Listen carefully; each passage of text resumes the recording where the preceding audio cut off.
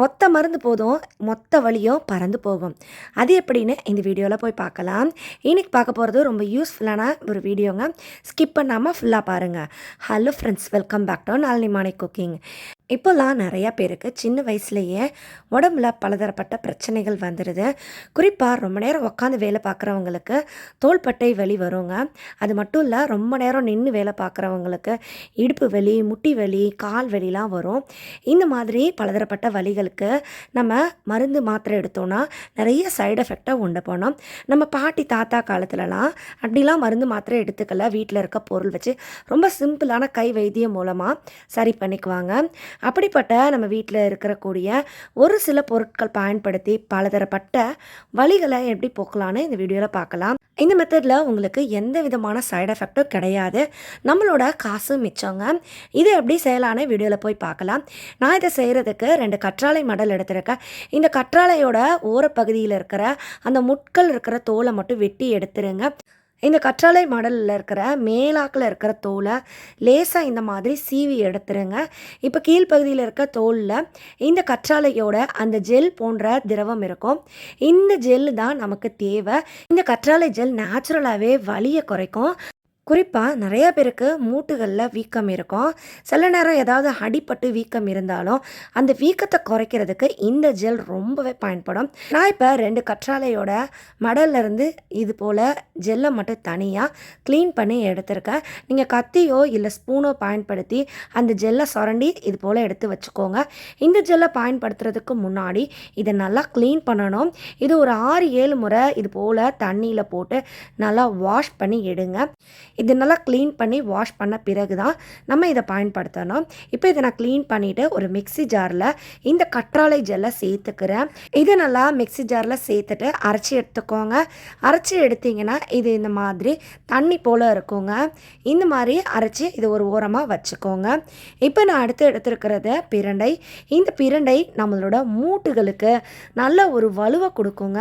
நம்ம மூட்டுகள் தேய்மானம் அடைஞ்சிருந்தாலோ, மூட்டுகள் ரொம்ப பலவீனமாக இருந்தாலோ, நம்ம சாதாரணமாக நிற்கும் போது மடக்கும் போது மூட்டுகளில் கடக் கடக் சத்தம் வந்தாலோ அதை சரி பண்ணுறதுக்கு இந்த பிரண்டை ஒரு மிகச்சிறந்த நிவாரணி.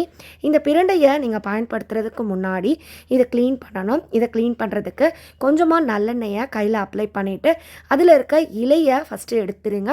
அதுக்கப்புறம் இந்த பிரண்டையில் இந்த மாதிரி கட் பண்ணிங்கன்னா நார் போல் கிடைக்கும். இந்த நாரையும் நம்ம எடுத்துடணும். இப்போ இந்த பிரண்டையை மட்டும் சின்ன சின்ன துண்டுகளாக எடுத்துக்கோங்க. இந்த பிரண்டை மிகச்சிறந்த ஒரு மருத்துவ குணம் உள்ள பொருள். பிரண்டையை இந்த மெத்தடில் பயன்படுத்தும் போது எவ்வளோ வருஷ வழியில் நீங்கள் கஷ்டப்பட்டாலும் ஒரு முறை செய்யும் போதே சூப்பரான ரிசல்ட் இருக்குங்க. இப்போ இந்த பிரண்டையை நான் இந்த மாதிரி எடுத்து வச்சுருக்கேன். பிரண்டையோட இலை, பிரண்டையோட தண்டு ரெண்டையுமே நல்ல ஒரு கை நிறைய எடுத்திருக்கேன். இது மாதிரி எடுத்துக்கோங்க. இதை நல்லா க்ளீன் பண்ணி தண்ணி எதுவும் இல்லாதவாறு எடுத்து வச்சுக்கோங்க. இப்போ அடுப்பில் ஒரு கடாய் வச்சுருக்கேன். அதில் ஒரு ஸ்பூன் நல்லெண்ணெய் சேர்த்துருக்கேன். இந்த மெத்தடுக்கு நல்லெண்ணெய் தான் யூஸ் பண்ணணும். இந்த நல்லெண்ணெய் லேசாக சூடு ஏறி வரும்போது 2 ஸ்பூன் அளவுக்கு கருப்பு உளுத்தம் பருப்பு சேர்த்துருக்கேன். எலும்பு தேய்மானம், எலும்பு ரொம்ப வீக்காக இருக்கிறவங்க இந்த உளுத்தம் பருப்பை இந்த மெத்தடில் சேர்த்துக்கணும். அது மட்டும் இல்லை, மூட்டுகளில் இறுக்கம் இருந்ததுன்னா அந்த இறுக்கத்தை தளர்வு பண்ணுறதுக்கும் இது ரொம்ப ஹெல்ப் பண்ணும். இது லேசாக வதங்கிட்டு இருக்கும்போதே நம்ம ரெடி பண்ணி வச்சுருக்கிற பிரண்டையோட தண்டு இலையை இதில் சேர்த்துக்கோங்க. இதெல்லாம் சேர்த்துட்டு நல்லா வதக்கி விடணும். இதில் இருக்க அந்த ஈரப்பதம் போகணும். அந்த மாதிரி இதை நல்லா வதக்கிக்கோங்க. இது நம்ம ஸ்டோர் பண்ணி யூஸ் பண்ண போகிறோம். அதனால இதை நல்லா அந்த எண்ணெயில் வதக்கிக்கோங்க. இதுவரையும் நான் சொன்ன இந்த ஐடியாலாம் உங்களுக்கு பிடிச்சிருந்ததுன்னா இந்த வீடியோக்கு ஒரு லைக் கொடுங்க. அது மட்டும் இல்லை, இதை உங்கள் ஃப்ரெண்ட் அண்ட் ரிலேட்டிவ் கூடயும் ஷேர் பண்ணிக்கோங்க. யாருக்காவது இந்த ஐடியா தேவைப்படலாம். இது ரொம்ப எளிமையான வீட்டு வைத்தியம். கண்டிப்பாக இதை ட்ரை பண்ணி பாருங்கள். நல்லா வதக்கின பிறகு இதை ஒரு தட்டில் கொட்டி ஆற வச்சுக்கோங்க. இப்போ ஒரு மிக்ஸி ஜாரில் இதை நம்ம நல்லா நைஸாக அரைச்சி எடுத்துக்க போகிறோம். பொதுவாக பிரண்டையில் ஒரு விதமான வளவளப்பு தன்மை இருக்கும். அதே போல் உளுத்தம் பருப்புலையும் வளவளப்பு தன்மை இருக்கும். நம்ம எடுத்திருக்க கற்றாழை ஜெல்லும் நல்ல ஒரு வளவளப்பு தன்மையோடு தான் இருக்கும். இந்த 3 பொருட்களையும் நம்ம இந்த மெத்தடில் பயன்படுத்தும் போது நல்ல நமக்கு ஒரு ரிலீஃப் கிடைக்குங்க. இப்போ நான் ஏற்கனவே அரைச்சி எடுத்து வச்சிருக்கிற கற்றாழை விழுத இந்த உளுத்தம் பருப்பு பிரண்டையோடு சேர்த்து நல்லா நைஸாக அரைச்சிருக்கேன். இப்போ அடுப்பில் நம்ம ஏற்கனவே வதக்கி வச்சுருக்க அந்த கடாய் தான் வச்சுருக்கேன். இதில் ஒரு 1/2 கப் அளவு சுத்தமான நல்லெண்ணெய் சேர்த்துருக்கேன். இந்த மெத்தடுக்கு நல்லெண்ணெய் தான் பயன்படுத்தணும், வேறு எந்த எண்ணெயும் பயன்படுத்த வேண்டாம். நல்லெண்ணெய் சேர்த்துட்டு அடுப்பை ஆன் பண்ணிக்கோங்க. இந்த எண்ணெய் நல்லா சூடு ஏறணும். சூடு ஏறின பிறகு 1 ஸ்பூன் அளவுக்கு கடுகு சேர்த்துக்க போகிறேன். இந்த கடுகு இரத்த ஓட்டத்தை நல்லா சீராக்கி கொடுக்கும்.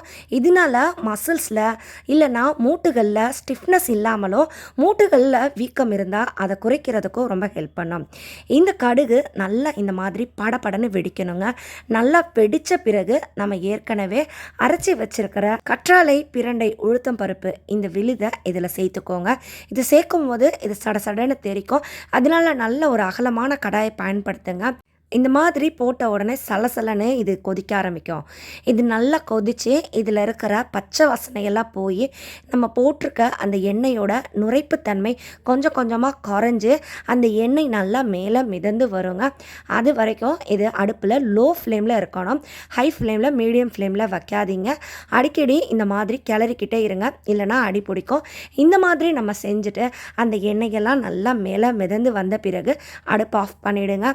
இந்த எண்ணெய் ரொம்ப பவர்ஃபுல்லானது. இந்த எண்ணெய் ஒரு முறை ரெடி பண்ணி வச்சிட்டிங்கன்னா குறைஞ்சது 3 மாதம் வரைக்கும் நீங்கள் இதை பயன்படுத்தலாம். நான் இதை குறைவான அளவில் தான் ரெடி பண்ணியிருக்கேன். இந்த எண்ணெய் நல்லா ஆறின பிறகு வடிகட்டி யூஸ் பண்ணுங்க. இந்த எண்ணெயை ஒரு ஏர்டைட்டான கண்ணாடி பாட்டிலில் ஊற்றி வச்சுக்கோங்க.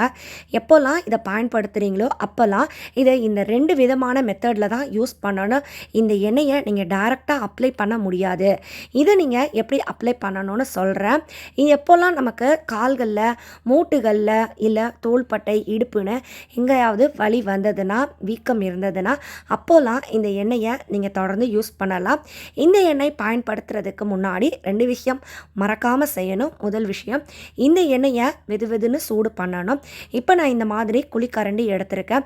அந்த கரண்டியில் இந்த எண்ணெயை ஊற்றிட்டு நல்லா அடுப்பை லோ ஃப்ளேமில் வச்சு சூடு பண்ணுங்கள். இது சூடு பண்ணிவிட்டு நல்லா சூடு ஏறின பிறகு 2வது விஷயம் செய்யணும். இப்போ எண்ணெய் சூடு ஏறிடுச்சு. நல்லா சூடாக இருக்கும்போது ஒரு கற்பூரத்தை இதில் பவுடர் பண்ணி போட்டுருங்க. கற்பூரம் எண்ணெயில் நல்லா கரைஞ்ச பிறகு தொட்டு பாருங்கள், கை பொறுக்கிற சூடு இருக்கணும். வெதுவெதுன்னு இருந்தால் போதும். நல்லா வெதுவெதுன்னு இருக்க இந்த எண்ணெய் எந்த இடத்துல உங்களுக்கு பிரச்சனை இருக்கோ அந்த இடத்துல அப்ளை பண்ணுங்கள். அப்ளை பண்ணிவிட்டு நல்லா மசாஜ் கொடுங்க. ரொம்ப ப்ரெஸ் பண்ணி மசாஜ் பண்ணக்கூடாது. லேசாக இந்த மாதிரி தேய்ச்சி அப்ளை பண்ணாலே போதும்.